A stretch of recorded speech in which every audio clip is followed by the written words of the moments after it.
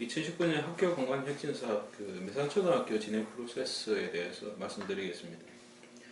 일단 이 매산초등학교는 학교가 44학급이고 학생 수가 약 1174명 정도, 교사 84명의 가밀 학교로서 학교 공간 전체가 예우 공간이 없는 그런 학교였습니다. 그래서 이 학교는 어떤 공간의 재구조화가 상당히 필요한 그런 학교였습니다. 그리고 이 학교는 공간 혁신 사업을 시작하기 전에 학교 자체 내에서 논의가 있어서 이 놀이 문화에 대한 어떤 부분이 상당히 이제 대두가 됐습니다. 그래서 이제 이 놀이 문화에 대한 어떤 것을 한번 재설정을 해보자는 게 목표가 되었습니다. 그래서 이제 워크숍을 진행하게 되는데, 이 워크숍을 진행하면서 학생들에게 이제 어떤 이야기를 좀 하고 그 학생들의 말을 들어보게 됐습니다. 그래서 이제 이 워크숍 과정의 학생들에게서 어떤 교육과 학습이 되었으면 좋겠다는 생각이 들었고, 그 학생들에게 이제 워크숍을 진행하면서 1차 워크숍에서 이제 질문을 좀 하게 되었습니다. 학교의 주인은 누구인가? 학교 공간을 왜 변화해야 되는가에 어떤 단순한 질문인데, 여기서 학생들은 학교의 주인이라는 의식이 좀 부족했고, 심지어 이제 학교를 지어준 사람이 주인이 아니에요, 뭐 이런 이야기도 나오고.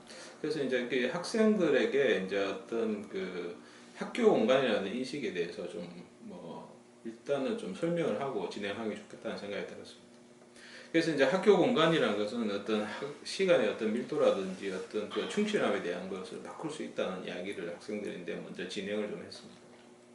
그래서 이제 워크숍을 진행하는 과정을 이제 말씀드리게 되는데, 그래서 이제 학생들에게 이 워크숍은 공간 수업과 디자인 워크숍을 통하고, 그 다음에 여러분 생각의 경계를 넘어가고, 그 다음에 여러분이 어떤 공간에 대한 주권을 찾아가고, 그 다음에 마지막으로는 이제 공간의 어떤 학교 공간 전체가 재조직되기를 원한다는 그런 이야기를 하게 되었습니다.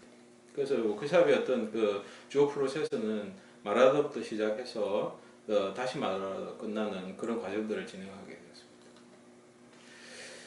워크숍을 포함한 전체 프로세스는요, 1차 워크숍이 1919년 7월 16일에 이루어져서 1919년 10월 달에 이제 끝나게 되고요. 그 뒤에 이제 12월 달에 착공을 해서 3월 20일경에 이제 완공이 되었습니다. 그래서 이 워크숍은 총 7개의 놀다라는 주제를 가지고 진행을 하게 되었습니다.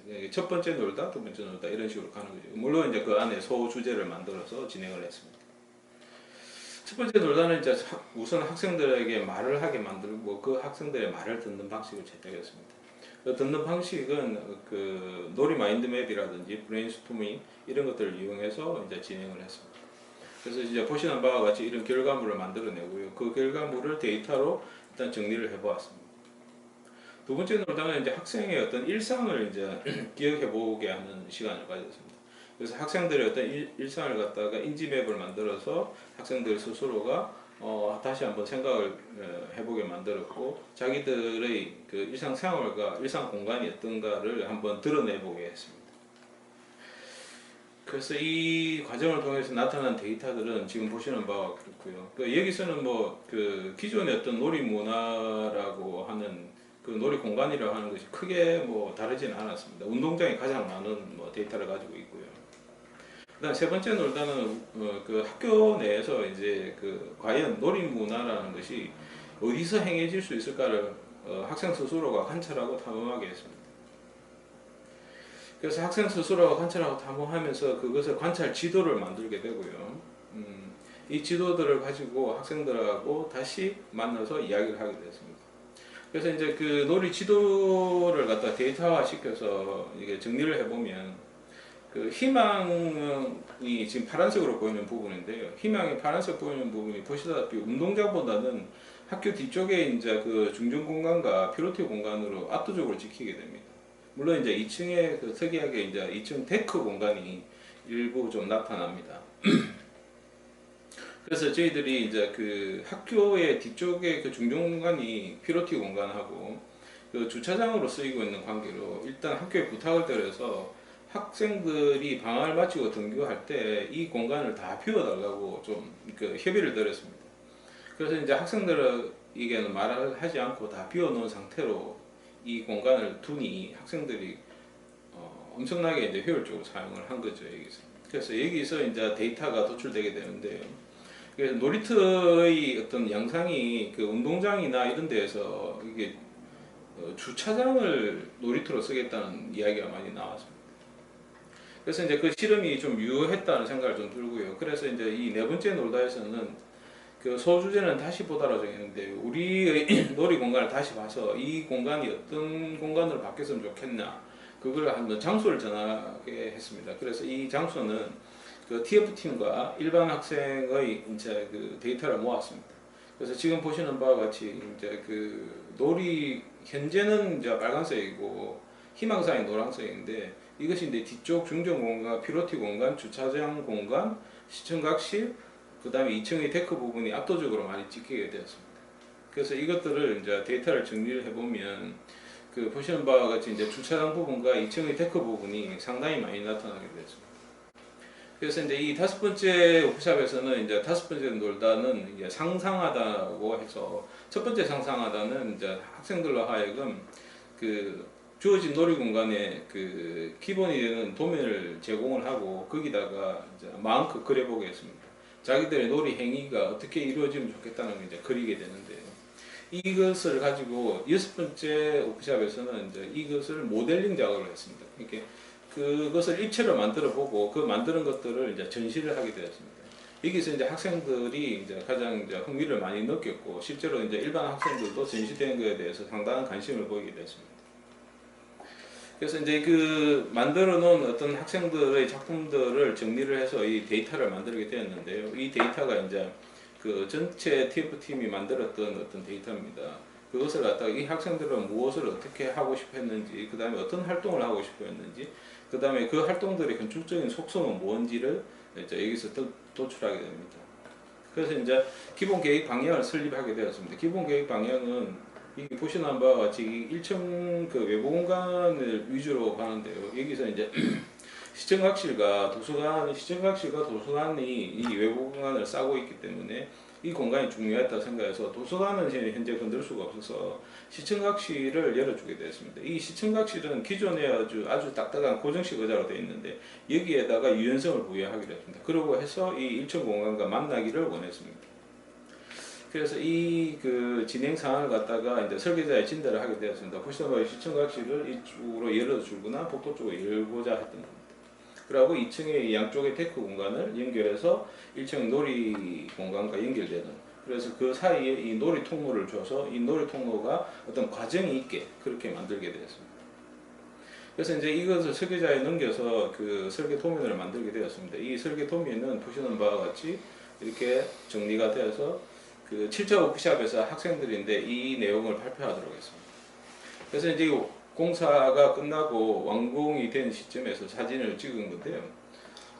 총 4가지로 구분했습니다. 첫 번째는 이제 외부 놀이 공간에 대한 이야기인데 여기는 이제 좌측에 보이는 시청각실과 저 뒤쪽에 보이는 그 놀이 공간들이 하나로 연결되는 그런 공간이 되기를 원했습니다. 그래서 그것들이 하나의 이제 연계된 공간, 관계를 맺는 그런 공간이 나타나길 바랐습니다.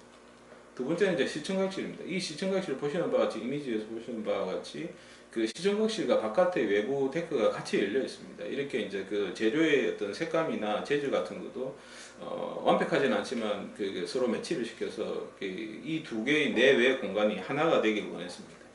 이 공간들이 이제 실제로는 그 학생들에게는 상당히 유연함을 부여할 거라 생각을 했고요. 그 다음에 내부의 그 활동과 외부의 활동이 서로 관계를 맺는 아주 좋은 상황이 벌어질 거라는 예상을 합니다. 그 다음에 이제 그 세 번째로 보여줄 게 이제 놀이 통로인데요. 이 중앙에 놀이 마당에 있는 놀이 통로가 여기서의 주안점은 뭐냐면 2층부터 3층, 4층까지 있던 학생들이 그 바깥의 외부 공간을 접근하는 과정이 좀 필요했다고 생각을 해서 이 과정들을 이 놀이 통로를 통해서 느끼게 좀 만들었습니다. 여기에서 계단 참이라든지 계단의 모습, 그 다음에 각각의 요소들을 삽입했습니다. 여기서 삽입해서 들어오는 과정에서 어떤 그 전경이 변화되는 과정, 그렇게 참을 갖다가 그 몇 가지의 타입으로 바꿔서 방향도 바꾸고 넓이나 폭도 바꾸고 여러 가지 이제 그 요소를 삽입했습니다.